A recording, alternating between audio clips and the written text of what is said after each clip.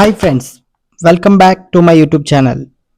ఈ వీడియోలో మనం ఒక బీచ్ని అయితే చూడబోతున్నాం. అసలేంటి బీచ్, మిగతా బీచెస్కి ఈ బీచ్కి డిఫరెన్స్ ఏంటి? మరెందుకు late, let's get in to the video.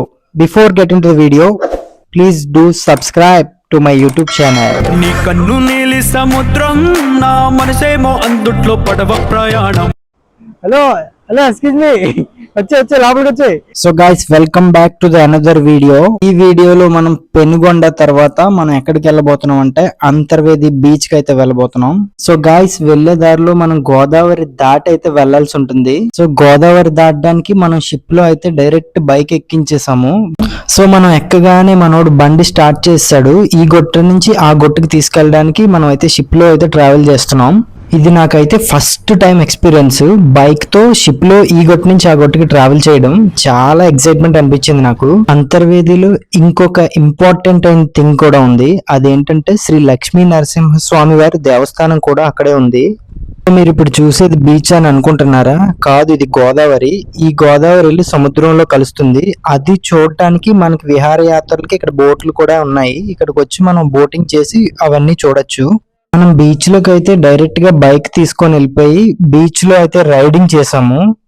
So మనం ఒక పాయింట్ అయితే వచ్చేసాం. ఈ పాయింట్ ఏంటంటే where Godavari met bay of Bengal అండి. ఇంత ఎండలో కూడా చాలా చల్లగా ఉందన్నమాట బీచ్. ఇక్కడ మనం చూసుకుంటే నాకు తెలిసి ఈ వాటర్, ఇది ఏం వాటర్ అనుకుంటున్నారు? గోదావరి వాటర్ అన్నమాట. ఈ వాటర్ ఉప్పగా కూడా ఉండకపోవచ్చు, ఎందుకంటే ఈ గోదావరి వచ్చి మన బే ఆఫ్ బెంగాల్ లో కలుస్తుంది అనమాట. ఈ బే ఆఫ్ బెంగాల్ లో వాటర్ సాల్ట్ గా ఉంటది, ఈ గోదావరి వాటర్ నార్మల్ గా ఉంటది.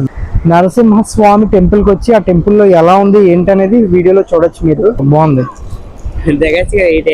దిగచ్చు కానీ హీరోయిన్ లేదు మన దగ్గర. ప్లాస్టిక్ వ్యర్థాలు ఇలాంటివి ఏం లేకుండా బీచ్ నీట్ గా ఉంది. మరి దీన్ని మెయింటైన్ చేస్తున్నారో, చూడడానికి తక్కువ మంది వస్తున్నారో తెలియదు. బీచ్ అయితే బాగుంది. అరుణాచల్ గట్టులో ఉన్నాం మనం ఇప్పుడు ప్రెజెంట్. వంటి వాళ్ళు అందరూ కూడా ఖచ్చితంగా ఇక్కడికి వచ్చి విజిట్ చేయండి. అంతర్వేది బీచ్ చిల్ అయిపోతారు చాలా. ఇది కొంచెం డేంజరస్ ప్లేసే. ఇప్పుడు తుఫాన్లు ఇలాంటివి ఏమన్నా ప్రకృతి వైపరీత్యాలు వచ్చినప్పుడు ఇక్కడ కొంచెం డిఫరెన్స్ డ్యామేజ్ ఉండొచ్చు.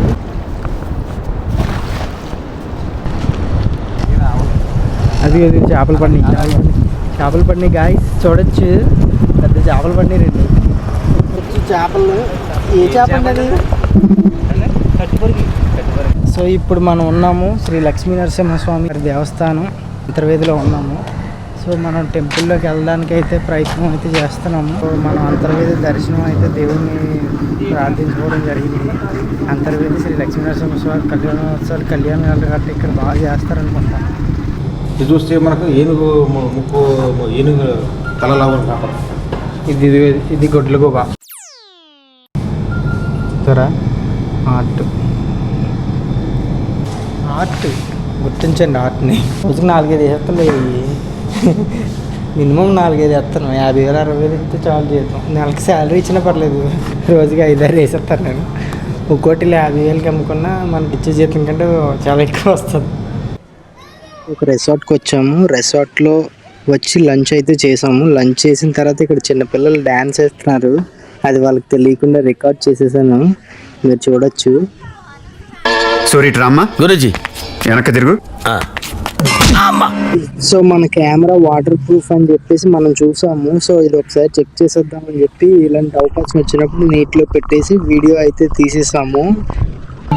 గాయ్స్, అంతర్వేది బీచ్ వీడియో అయితే ఇక్కడితో ఎండ్ అయిపోయింది. Thank you for watching this video. మీకు ఈ వీడియో ఎలా అనిపించిందో ఖచ్చితంగా కామెంట్ చేసి చెప్పండి.